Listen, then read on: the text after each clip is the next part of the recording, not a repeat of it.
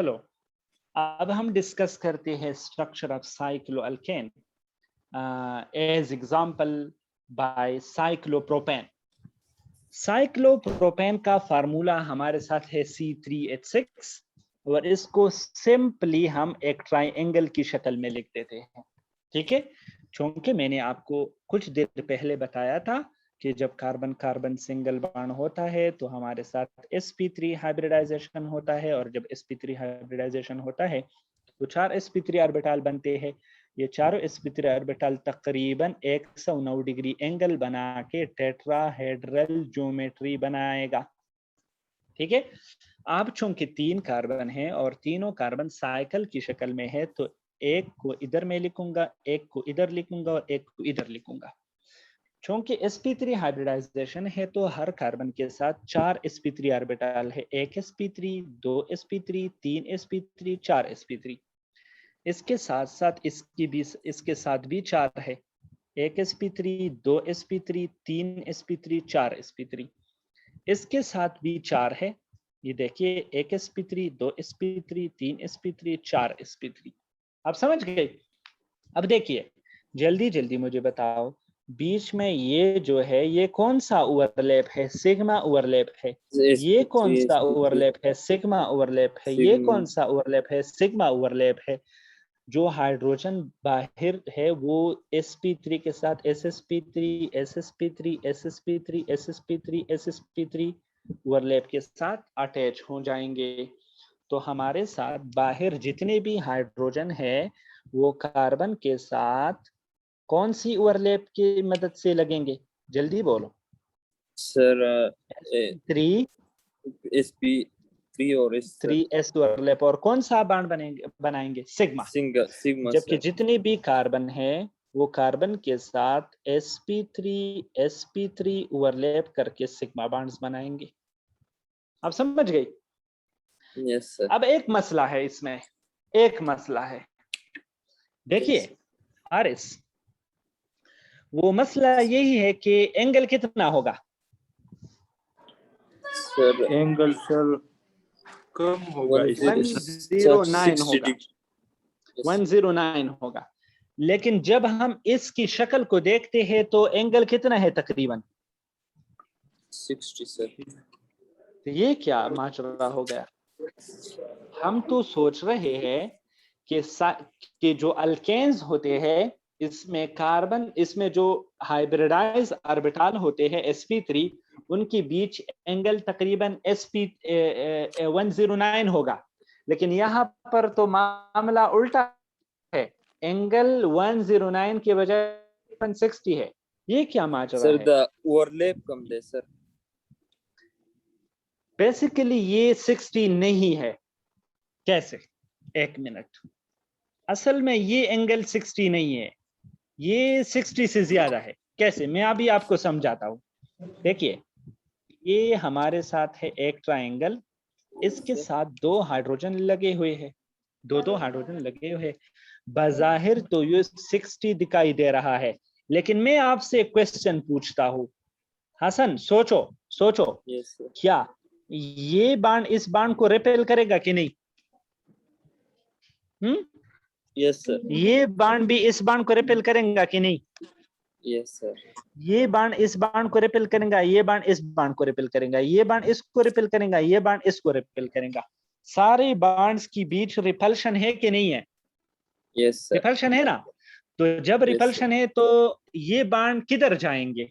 जरा सोचो, ये बाण्ड्स क्या बाहर की तरफ इस तरह उबर जाएंगे कि नहीं? Yes sir. बाहर की तरफ उबर जाएंगे कि नहीं? Yes sir. तो इस फेनोमेना को हम कहते हैं बल्जिंग इफेक्ट। जब बाण्ड्स एक दूसरे को रिपेल करके बाहर की तरफ जो है ना उबर जाते हैं तो इसको हम कहते हैं बल्जिंग इफेक्ट। क्या? Bulging effect. ये अपने साथ नोट करो, ठीक है? और ये क्यों होता है? क्योंकि इन बाण्ड्स के बीच स्टीरिक हैंड्रेंस होता है, एंगल स्ट्रेन होता है सारी। इस फेनोमेना को हम कहते हैं एंगल स्ट्रेन, यानी बाण्ड्स की बीच जो जो कशिश होती है, ठीक है, जो स्ट्रेन होता है, ठीक है, इसको हम कहते हैं एंगल स्ट्रेन। इसको हम क्या कहते हैं? Angle strain. अब मेरी बात को समझ गई? यस सर, हाँ, यस सर, यस सर। अब सर ये जी जी जी, रिपल्जन एंगल स्ट्रेन की वजह से होता है ना? Kindly repeat your question again. Sir repulsion जो होता है ना सर इस बाउंड में, ये हम्म। एंगल स्ट्रेन की वजह से होता है सर। हाँ बिल्कुल बिल्कुल, ये जो रिपल्शन होता है ये बेसिकली एंगल स्ट्रेन की वजह से होता है। ये बॉन्ड्स एक यस दूसरे को रिपेल करते हैं, तो रिपल्शन की वजह से ये बाहर की तरफ उभर जाते हैं, तो उसकी वजह से एंगल स्ट्रेन कम हो जाता है और मॉलिक्यूल स्टेबल रह जाता है। आप समझ गई? यस। चलो, मैंने 4 मॉलिक्यूल लिख दिए हैं। इसमें कौन सी मॉलिक्यूल में एंगल स्ट्रेन सबसे कम है? सर अकल को यूज करना है, अकल को यूज करना है। इसके बीच यहां पर एंगल कितना है? सर 60। तकरीबन 60 है। तकरीबन क्या है? यस सर, 60 है। 60। 60 है कि नहीं है? Yes sir. अच्छा, इसमें एंगल कितना है? तकरीबन 90। इसमें तकरीबन 104 है। इसमें कितना है? हाँ, 20। तो 120। तो आप ऐसा करो कि जो एंगल स्ट्रेन है, this is basically directly inversely proportional to number of carbon to क्या? To what?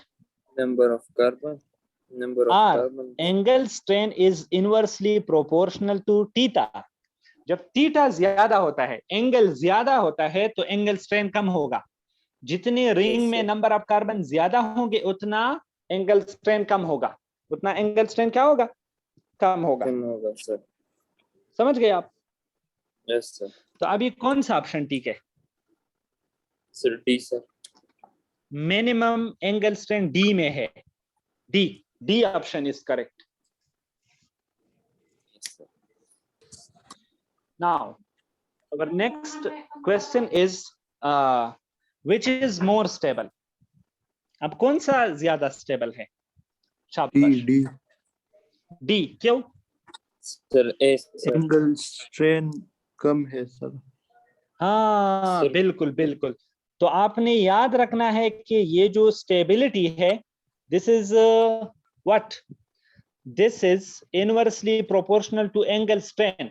एंगल स्ट्रेन जितना कम होगा उतनी स्टेबिलिटी ज्यादा होगी। Inversely proportional. एंगल स्ट्रेन ज्यादा है, स्टेबिलिटी कम होगी। तो एंगल स्ट्रेन इज ये स्टेबिलिटी जो है ये इनवर्सली प्रोपोर्शनल टू व्हाट है? Angle strain. एंगल स्ट्रेन ज्यादा है एंगल स्ट्रेन। तो स्टेबिलिटी कम होगी। ठीक है, तो इन चारों में सबसे ज्यादा स्टेबल कौन सा होगा? डी। डी होगा। ठीक है, डी।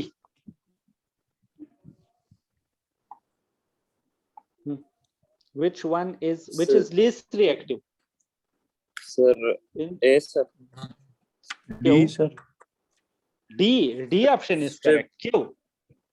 क्योंकि सबसे ज्यादा स्टेबल डी है, तो सबसे कम रिएक्शन डी नहीं करेगा। हाँ ठीक ओके है, सर, मैंने कहा कि आप मैक्सिमम सर, माइक मैक्सिमम आए सर। अच्छा, तो अपने साथ Yes, कुछ sir. कुछ तावीज लिख दो कि less sorry more carbon, less more reactive. Carbon in ring. जब रिंग में कार्बन ज्यादा होंगे तो लेस रिपल्शन, रिपल्शन ज्यादा होगा क्योंकि थीटा इज मैक्सिमम, क्योंकि एंगल ज्यादा होगा। तो लेस एंगल स्ट्रेन, तो एंगल स्ट्रेन कम होगा और स्टेबिलिटी क्या होगी? हाई। तो रिएक्टिविटी क्या होगा? लीस्ट। शाबाश, नोट करो, ये नोट करो। Yes sir. यस आप समझ गए? Yes sir. तो इसको याद करो। मिलते हैं अगले किस्त में। تاسو خو مزنا کو ګورئ او د خیر سره په بل ډرامه کې بنې ملاوي ګوفا صحیح ده سبا خو اختر ده هو ټیم راته جواب خلو کلاس کنه زموږ څه کار دی یس سر سر مونږ خو بفری او سر تاسو به ورکوي نه قرباني کوي کنه سر خانه مونږ ډاکټر مونږ جس چل کنه چې ډاکټران جوړوم کنه سبب زره خیر دوه قربانیانی کوم یو قربانی ور ستاروي کوم او یو قربانی ور خپل اختر کوم تاسو لپاره صحیح ده سر چکر له وځي چکر له وځو یو ځای وځو ښا یو ځای به چکر لګو صحیح ده سر ان شاء الله